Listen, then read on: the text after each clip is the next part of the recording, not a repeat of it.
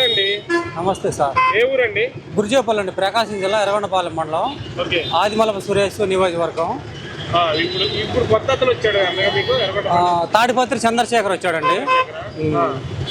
ఎలా ఉండబోతుంది ఈసారి ఎలక్షన్స్ 2024లో? చంద్రబాబు అనేవాడు బిజినెస్ లాంటివాడు, చంద్రబాబు లాంటి వాడు కాంగ్రెస్ పార్టీ లాంటి ఏదో మనం ఏదో 10 సంవత్సరాలు ఓడిపోయినా మళ్ళీ తర్వాత కూడా వాళ్ళే పిచ్చి జనాలు మనకు ఓట్లు వేస్తారని అలాంటి పార్టీ కాంగ్రెస్ పార్టీ. కాంగ్రెస్ పార్టీని కూడా మనం తీసేయట్లేదు. పిచ్చి జనాలు వేస్తారు, మళ్ళీ మనం అధికారంలోకి వస్తాము అనే ఆలోచన అతనిది, కాంగ్రెస్ పార్టీది.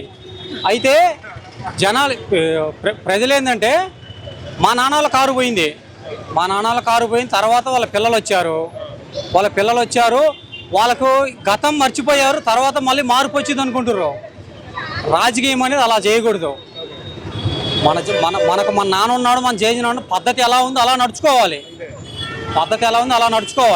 రానున్న ఎన్నికల్లో జగన్ గారి మీద 5-6 పోటీకి వస్తున్నారు కదా. షర్మిల గారు వస్తున్నారు సొంత ఇంటి నుంచి, పవన్ కళ్యాణ్ గారు, చంద్రబాబు గారు, నారా లోకేష్ గారు కావచ్చు, బాలకృష్ణ, వీళ్ళంతా బలగం ఉంది కదా వాళ్ళకి. ఈసారి తట్టుకుంటాడా? ఓకే, మంచి క్వశ్చన్ వేశారు. వస్తున్నారు, రావట్లేదు. జగను వాళ్ళ నాన్న చనిపోయిన కానీ ఒక మాట ఇచ్చాడు, ఏది పావురాల కొట్లో మాట ఇచ్చాడు. ఓకే, బాగానే ఉంది. మాట తప్పకుండా ఈ రోజు కూడా అదే మాటలో విదేశాలు తిరగకుండా, బిజినెస్లు చేయకుండా ప్రతిరోజు ప్రజల్లో ఉన్నాడు. ఓకే, దాని గురించి ప్రజల్లో ఉంటూ ఏ రోజు కూడా ఎక్కడైనా సరే ఒక మనిషి చనిపోయినా, ఎక్కడైనా అపాయం జరిగినా, ఎక్కడున్నా సరే జగన్ అనేవాడు అక్కడ జరిగినదంటే వస్తున్నాడు. నేను చెప్పిన పాయింట్ ఇను. అదే పవన్ కళ్యాణ్ ఇక్కడ గిద్దలూరు మండలం కోనపల్లిలో ఒక మనిషి చనిపోతే ఒంగోలు పిలిపించుకున్నాడు పవన్ కళ్యాణ్. అదే జగన్మోహన్ రెడ్డి అయ్యింటే అతను వాళ్ళ ఇంటికి వెళ్ళి అతని సమస్య ఏంది, 2 లక్షల 3 లక్షల 1 లక్ష వాళ్ళ ఆర్థిక పరిస్థితి ఉంటే 10,000 కానీ ఇచ్చి వచ్చేవాడు. కనీసం జగన్ 700 మందికి పాదయాత్రలో ఒక్క మాట కోసం వాళ్ళు మనకు అనుకూలంగా లేరు అని రాజశేఖర రెడ్డి 29 సంవత్సరాలు అధికారంలో ఉండి కూడా అతని కాంగ్రెస్ పరిపాలన మనకు నచ్చలేదని ఒక్క మాట కోసం జగన్ బయటకు వచ్చాడు.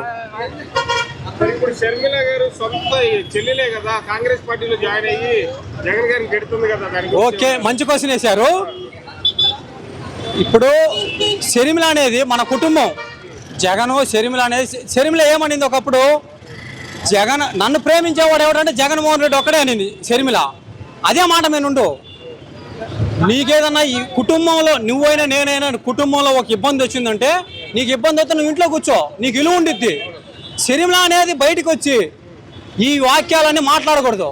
ఎందుకంటే ఒక కుటుంబానికి విలువ తక్కువ, మాట్లాడకూడదు. ఎప్పుడైతే రాజశేఖర రెడ్డిని కాంగ్రెస్ పార్టీ ఎప్పుడైతే అణగదొక్కేసిందో, కేసులు పెట్టుకుంటూ జగన్మోహన్ రెడ్డిని కూడా అణగదొక్కేసింది కాంగ్రెస్ పార్టీ, అది గుర్తుపెట్టుకొని ఆమె ఈరోజు వీడియో కూడా ఆమెకు పంపించండి. నేను ఏ రోజైనా వస్తా, మీ దగ్గరికి ఆధార్ కార్డు ఇస్తా, నేను ఎవరో ఏంటో కనుక్కోండి. ఊర్లో గుర్జేపల్లి, ప్రకాశం జిల్లా ఎర్రగొండపాలెం మండలం గుర్జేపల్లి కనుక్కొని ఇవ్వండి, నీకు ఇబ్బంది లేదు. నేను జగన్మోహన్ రెడ్డి ముందైనా మాట్లాడగలుగుతా, షర్మిల ముందైనా మాట్లాడగలుగుతా. నేను నిజాయితీ మాట్లాడుతున్నా, నేను గొప్ప చెప్పుకోకూడదు, మాట్లాడతా కూడా. ఆమె జగన్ గురించి జింబరించకూడదు. నీకేదైనా ఇబ్బంది ఇంట్లో కూర్చో, నీకు ఇల్లు ఉండిద్ది. పబ్లిక్ లేకొచ్చి జగన్మోహన్ రెడ్డి 10 సంవత్సరాలు స్టేటస్ తేలేదు, హోదా తేలేదు, ఇవన్నీ నీకు అనవసరం. షర్మిల గురించి ఇంకొకటి చెప్తా ఇను. రామారావు భార్య ఇప్పుడు మన పార్టీలోకి వచ్చింది, వైఎస్ఆర్ పార్టీలోకి రాకూడదు, తప్పు. నీ భర్త ఈ రోజు కూడా నేను కూడా అభిమానిస్తున్నా వైఎస్ఆర్ పార్టీ, పబ్లిక్గా చెబుతున్నా. రామారావు అందరికి మేలు చేసిండు, ఈరోజు నీ మనసుకు అందరి మనసుకు మేలు చేసిండు. ఆమె పార్టీలోకి రాకూడదు. నీకేదైనా ఇబ్బంది కదా ఇంట్లో కూర్చో, తప్పు లేదు. నీ పార్టీలోకి రావడం ఏంది? నువ్వు పార్టీలోకి రావడం తప్పు. షర్మిల కూడా హింసించడం తప్పు. ఏముండదండి, నేను రాజశేఖర రెడ్డి బిడ్డని, తెలంగాణ బిడ్డని, తెలంగాణలో పుట్టినా పెరిగినా. నేను ఆడ బిడ్డను అన్నదా? ఏమన్నా ఒక్క ఓటు పడింది ఆమెకి?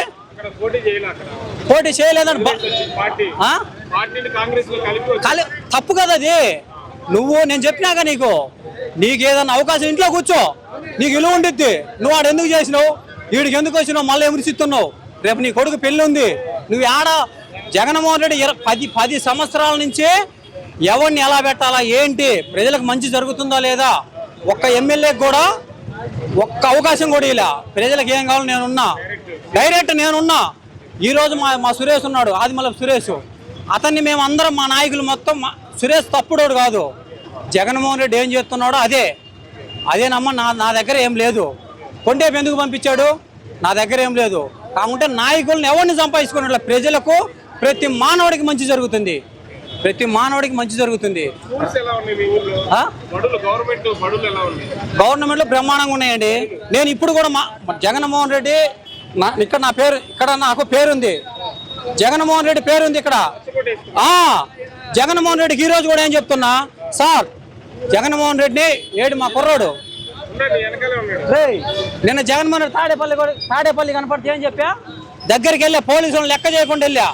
నేను ఏం చెప్పాలని వెళ్ళాను అనుకున్నా తెలుసా సార్, మీరు రెవెన్యూని లైన్లో పెట్టండి, రెవెన్యూలో అంశాలు తీసుకుంటారు, రెవెన్యూ లైన్లో పెట్టండి, విద్యను లైన్లో పెట్టండి. ప్రైవేట్ స్కూళ్ళకి ఎవరు పంపించారు, ప్రైవేట్ స్కూళ్ళకి ఎవరిని పంపించారు. గవర్నమెంట్ హాస్పిటల్ లైన్లో పెట్టండి, బాగా వైద్యం చేయండి. ప్రైవేట్ హాస్పిటల్ కంటే గవర్నమెంట్ డాక్టర్లు ఇంకా నెంబర్ 1. ప్రైవేటు టీచర్ల కంటే గవర్నమెంట్ టీచర్లు నెంబర్ 1. ఈ 3 లైన్లో పెట్టండి చెప్దామని నా ఆలోచన. ముందుకు వెళ్దామని నేను వెళ్ళలేదు, ఎందుకంటే మన సెక్యూరిటీ ఉన్నారు, పోలేము. ఏ రోజే నేను వెళ్ళగలుగుతా మాట్లాడగలుగుతా. ఉంది, మార్పులు చేశారు, సచివాలయం కట్టారు, రైతు భరోసా కట్టారు, హాస్పిటల్ కట్టారు. స్కూల్లో కూడా ఇప్పుడు జగన్మోహన్ రెడ్డి వచ్చిన తర్వాత స్కూల్లో కొంచెం చాలా పెరిగింది. నేను 2వ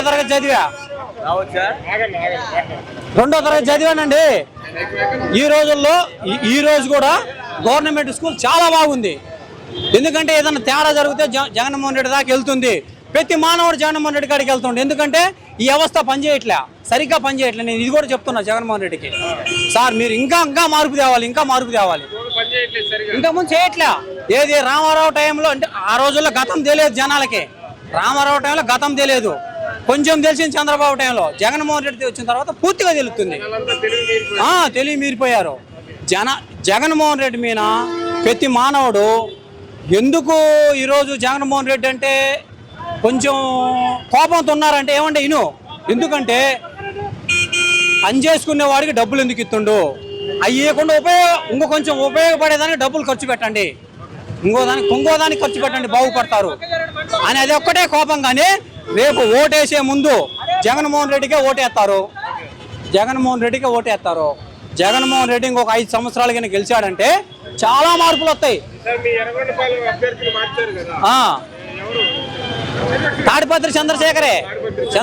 ఎందుకంటే ఆదిమూలపు సురేష్ ఉన్నాడు, నివాసి. చంద్రబాబు ఎవరినో తీసుకొస్తున్నాడు, బిజినెస్ ఎవరినో తీసుకొస్తున్నాడు. అసలు మాకు వాళ్ళు కానరారండి. బోతాల అచ్యుతరావు కానరాడు, పాలపర్తి డేవిడ్ రాజు కానరాడు, నివాసి. ఈయన ఎవరు, ఆదిమూలపు సురేష్,